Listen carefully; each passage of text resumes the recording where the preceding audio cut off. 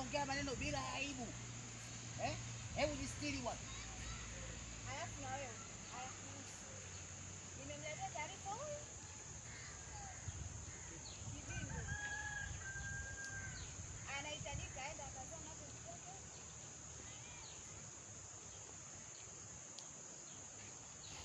Yuko hapo sasa. Karibu na babu kwa hiyo.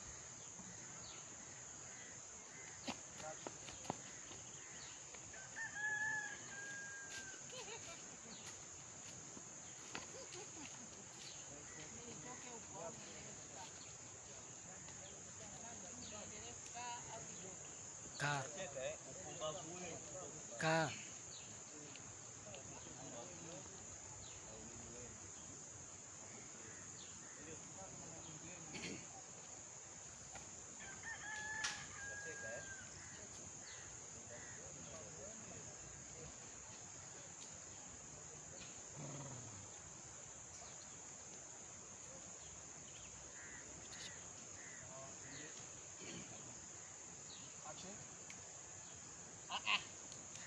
Kitu ambacho nakipenda katika maisha yangu kama kubaka kuku. Kuku nikimbaka na mbaka we, na mbaka zua. Yaani, baku na kucha, kuku anabakwa. Yeah. Anabakwa. Sasa unacheka nini?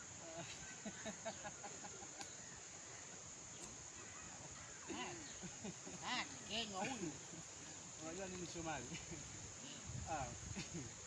Yaani hizo ndoto tu ndugu yangu. Unanielewa? Hizo ndoto. Alafu kitu kingine ukifanya kazi unatakiwa ule. Ule ushibe. Unaweka mara bite. Yaani ama watu wengi sana wanajua wanafanya kazi hapa hawajui kula. Sasa unatakiwa ule. Yaani mnacheka. Upambavu wenu na ujinga wenu. Unacheka? Unacheka ile maugomvi yenu usiokuwa na faida unasababisha hadi mpaka ndugu yako kumwagwa maji.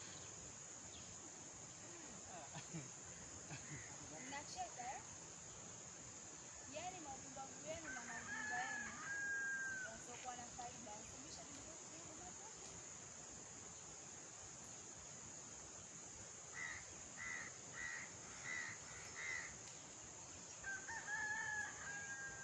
Unasema nini wewe Kidawa? Ukiongea hujaelewa au? Tumemaliza. Shuti tumemaliza. Kwa hiyo